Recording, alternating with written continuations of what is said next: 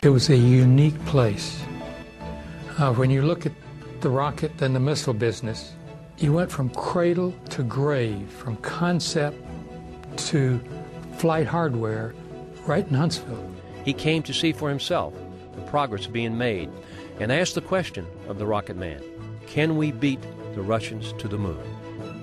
It didn't matter so much whether you beat the Russians. It was the idea that you were able to get to the moon, but of course there was this political background that was especially important for Congress and for the White House, that something would be done to beat the Russians in space, who had in previous years often held the first spot in some of the space projects. And so it was absolutely fabulous. And von Braun was elated, so was the entire team. And we also were delighted that we had a project that was not geared to a military concept, but what we hoped was really the exploration of another planet. So it was just awesome to think of that, and it was a tremendous encouragement. Wernher von Braun loved to orchestrate events, especially when VIPs were coming to visit his rocket factory. Ground test firings of the Saturn V moon rocket were very popular. In fact, we were the only show in NASA in the 1960s. In Huntsville, we called it the Fire and Smoke Show. Initially, we put everyone in the blockhouse to observe.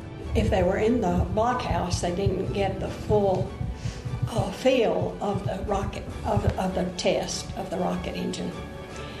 And so he would have the public affairs people to take them on the roof of the blockhouse so that they could feel and get a real feel of the whole thing, the vibrations, the heat, and all of that. And so they were very impressed by getting to witness one of these engine tests. Von Braun was unique in that as a scientist and manager of a major national technical project, he had the ability to communicate with all the media. He developed a connection with the press that made him the darling of the press corps covering the moon landings and our space program. He seldom turned down an interview or an opportunity to speak with the media one-on-one. Dr. von Braun, briefly, what is our future in space? He was a PR man's dream. Well, I think in broad terms, our future in space consists of putting to use all these new capabilities that we have developed. He could write wonderful articles about his vision of flying humans into space and onto the planets. Von Braun was always happy to talk with people, especially if they were the ones who could also, in turn, spread the word about what he said and help to publicize the idea, which was such a novel idea for people, that you could really fly beyond the what he called the dirty window of the atmosphere and look further beyond into the great universe. It will be pretty much like in an airline, and anybody who can ride an airliner on the back, should be able to ride the shuttle. Have you bought your ticket? Oh, I hope they give me one one fine day, or can thumb the ride, and a reduced fare.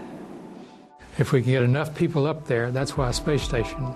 He wanted a space station in the worst possible way. That was going to be his ticket into space. He was such an enthusiastic pilot, and it really would have been the dream for him to be in space. And, he made one statement that he said, I wish when I die, that I could die with my eyes open to see the wonders of whatever comes afterwards. Oh.